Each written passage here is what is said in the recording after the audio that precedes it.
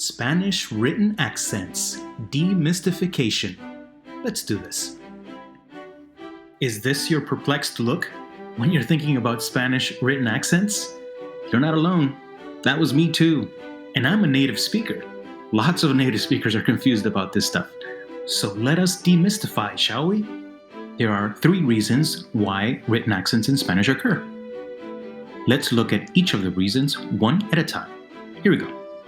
The first reason is the differentiation of homonyms, words that look the same but have different meanings. Those are called diacritic accents, acentos diacríticos. It is how we highlight the difference between sí, yes, with an accent, and sí, if, without an accent.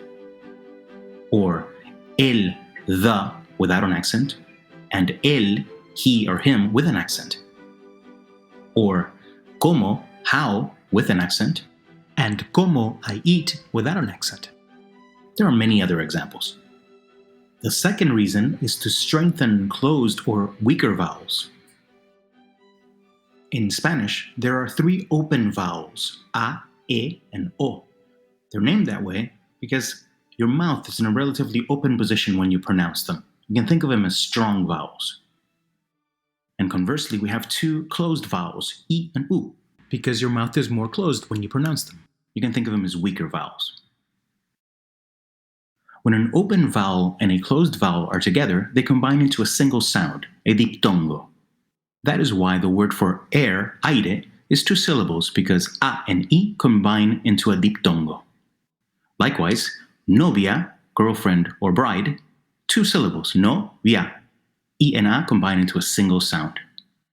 However, there are situations where we need to break that diptongo, and we need to strengthen that closed vowel, the weaker vowel. So dia, de, we add an accent, and we make it a 2-syllable word. It's as if both of those vowels are now open, now strong, so they each deserve their own syllable. Here's a good example of what happens when 2 strong vowels are together. Leer, to read, 2 syllables. They don't combine. Now we get to the third and final reason why in Spanish we use written accents. And it has to do with the category that particular word is in.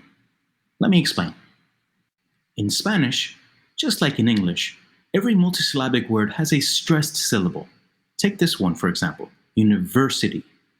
You hear it? It's in the 3rd from last syllable, university. We don't say university. In Spanish, however, the stressed syllable is the very last one, universidad. Hear it? Universidad. The last syllable is stressed. When the last syllable is stressed, that word in Spanish is in the category of an aguda word, a sharp word. Papel, paper, and reloj, clock, are 2 other examples of aguda words. Let's take a look at this next set of words.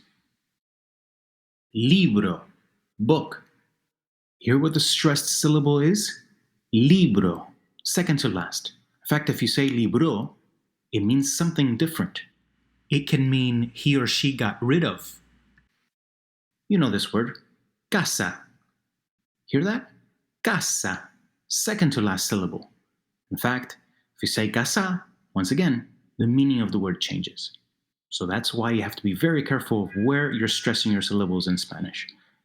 Next up, the word for young lady. Muchacha. Muchacha. Second to last syllable. So these are the second category of words. These are called llana words or grave words. The second to last syllable is stressed. So instead of being sharp words, they are flat words. You probably know where I'm going next.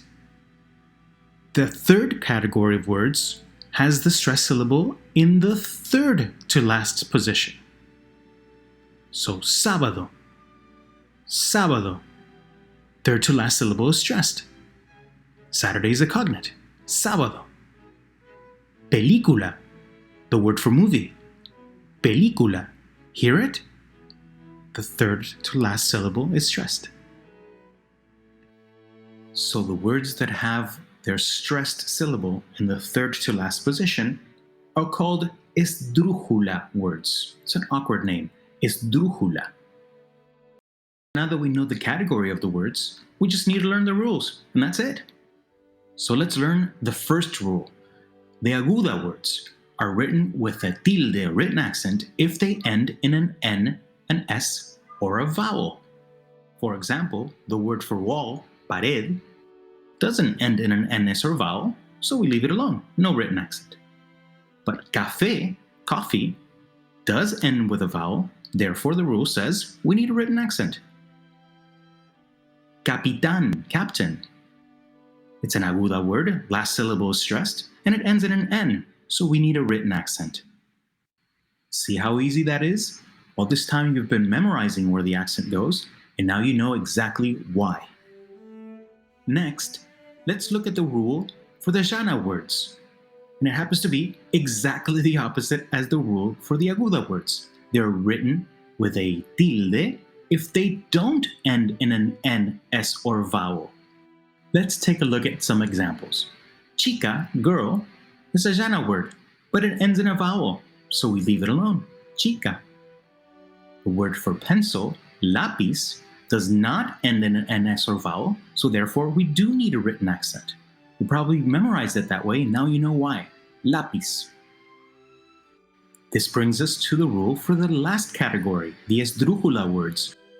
And it's the easiest rule of them all, because every single esdrújula word is written with a tilde. It's that simple. Here are a couple of examples. Sílaba, syllable. Third from last, it's esdrújula, and we know the rule. Every single esdrújula word takes a written accent.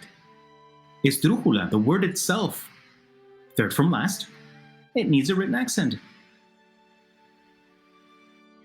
So now it's your turn. Let's see if you can figure out if these particular words in Spanish need a written accent or not. Let's go for it. The cognate for guitar is guitarra. Guitarra. Listen to where the stressed syllable is. Guitarra. Do you think it should have a written accent or not? Guitarra does not need a written accent. Think of why. Why would guitarra not need a written accent? Well, where's the stress? It's the second to last syllable, right? And we said those are llana words or grave words. And they only need a written accent if they do not end in an N, S, or vowel. Guitarra ends in a vowel, we leave it alone. What about this next example? Feliz. Feliz. You've heard this before. Feliz Año Nuevo. Feliz cumpleaños. Should it have a written accent or not? It does not need a written accent. This is a very common mistake. Even native speakers write it with a written accent. Feliz is an aguda word, a sharp word. And the rule is that sharp words take a written accent only if they end in an N, S, or vowel. Feliz ends with a Z, therefore we leave it alone. What about this next example? Tía, word for aunt. Tía. Do you think it should have a written accent or not? Tía. Well, it does need a written accent, and the reason is that the stress is on the I. And I, being a weaker vowel, a closed vowel, needs to be helped out. Otherwise, that word would be pronounced tía, and we don't want that. We want tía. So it goes from a one-syllable word with a diptongo to a two-syllable word. And our last example, música. Música, the cognate for music. Do you think it should have a written accent or not? Well, música, third from last, is an esdrújula word. Therefore, as we know, the rule is every esdrújula word takes a written accent. So it needs one. Música. And by the way, notice that in Spanish we don't have a buzzy Z sound. We don't say music. We don't say música. Música. Just like a regular S. So, to summarize, what have we learned about Spanish written accents? Well, we know that we need them to differentiate between sí, yes, and sí, if. Those are called acentos diacríticos.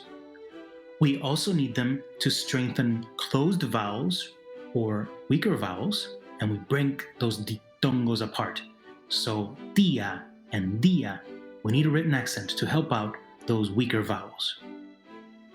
And finally, we have the three category of words. A word can be aguda, llana, or esdrújula, each with their own set of rules. And that's it. You now know everything you need to know about Spanish written accents. Felicitaciones! Here is a very cool bonus feature now that you know the rules for written accents. You may have never seen this word before. You can probably tell that it has something to do with hermano or hermana, so maybe something to do with brother or sister. Trust your cognates. Indeed, this word is brotherhood. Now, how should I pronounce it? Should I say hermandad? Well, the stress cannot be third from last, because if it were, it would be an esdrújula word, and every esdrújula word takes a written accent. I'm not seeing a written accent there, so it can't be that. Can it be like hermano or hermana? That is a grave or llana word? Well, what's the rule? Llana words take a written accent if they do not end in an NS or vowel. This word ends with a D. I'm not seeing an accent over that first A. Therefore, it cannot be a llana word. So we're left with an aguda word, a sharp word. This word is properly pronounced hermandad, with a stress in the very last syllable. Isn't that cool? Thank you so much for coming along with me in this demystifying journey. It has been a pleasure to guide you. Buena suerte!